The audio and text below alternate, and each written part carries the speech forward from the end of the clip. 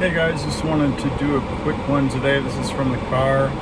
It's hot in San Diego, which is 82 degrees. We're just boiling, but you know, because it's never hot and it's never cold, there's no air conditioning, so it's cooling off in the car for a bit. Wanted to go over my big three today: macro, granular, and opportunities. Real quick, the macroeconomics that are going on right now have a lot to do with the leverage trading that we talked about before. So the reason why Bitcoin's down to where it is right now is because tomorrow morning, I believe 8 a.m. Pacific time, maybe 6 a.m. Pacific time, a lot of longs will probably be liquidated to like $6 billion. So it's the biggest long liquidation since the last one, which is 4 weeks ago. And then the next one will be in 5 weeks. So, you know, May is a 5-week fiscal month. So keep that in mind. But it's being pushed down because they want it between that $52,000 to $54,000 range so that they can liquidate the longs and collect the cash, collect the positions. So, you know, tomorrow morning we'll know more. We'll see where the trajectory is then. But until then, it will float between 52 and 54, I guarantee. Ethereum performance, another all-time high today. Not a daily close, but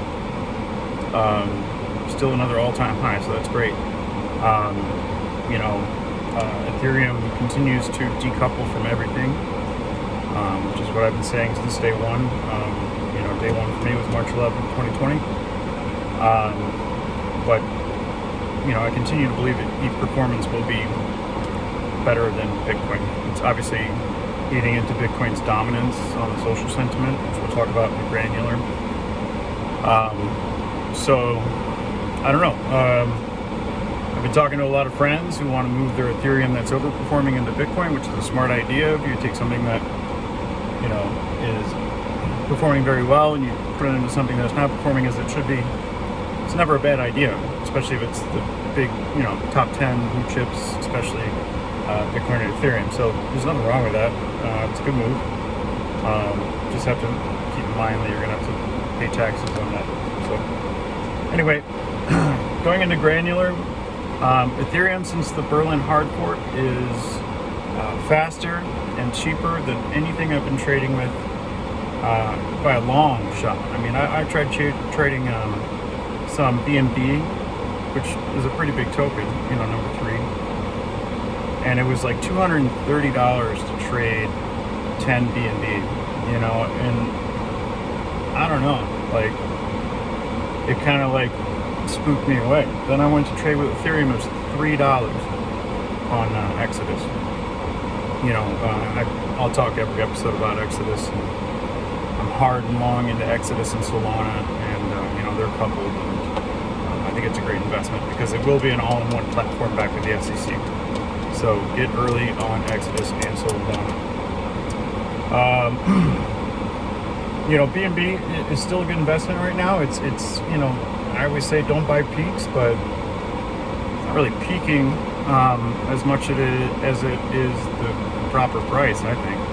So, and probably a little undervalued. So, if you can get your hands on some, you know, it will continue to nestle up behind Ethereum as far as total market cap. So that means that you're looking at, you know, possibly a 3x in the near future for BNB. So don't sleep on it. Social sentiment right now, I ran down the list on Lunar Crush today.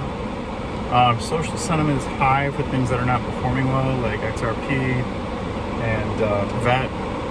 But, you know, there's a lag. We talked about that in the last video. You know, if you think you have this market figured out, wait 21 days and you're probably right.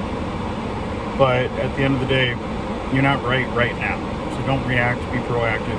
21 days from now, you'll see VET at, you know, 25 cents. And you just got to give it time to work itself out. There's nothing holding VET down. There's no reason why it should be trading lower. So, yeah. As far as opportunities, I ran through the list today in the top 100. Just outside the 100, KuCoin shares, KCS, I would say is like I actually just got 3 friends into crypto. Had no idea what the hell it was, and you know, they just, oh, I should have listened to you last summer.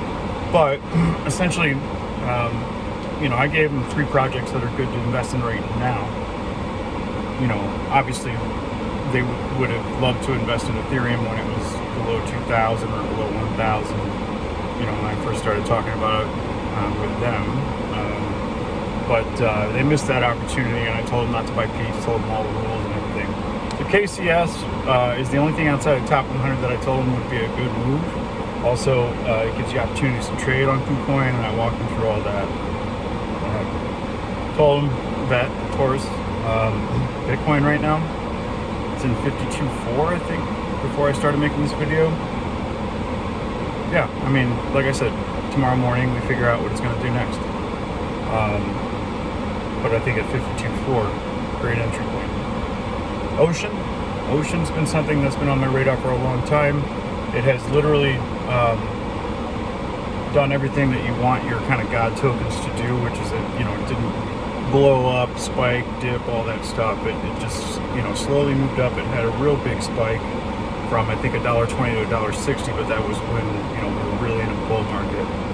And, you know, it's working its way back up responsibly now, which is what I like about Ocean and all these other God coins. You know, I don't want to see these big spikes and dips and humps and dumps. Ocean has proven usability, and the price action acts responsibly. Harmony, undervalued right now. Harmony, think of Solana back when it was 10, first time I bought it. And then Avalanche, you know, kind of a Hail Mary, but I think it's undervalued. That's pretty much it for the video today, guys. Just wanted to make sure I keep you guys up to date on what's going on in my world as far as how I see the market, macro, granular, and opportunities. And I'll see you at the top. Have a good day.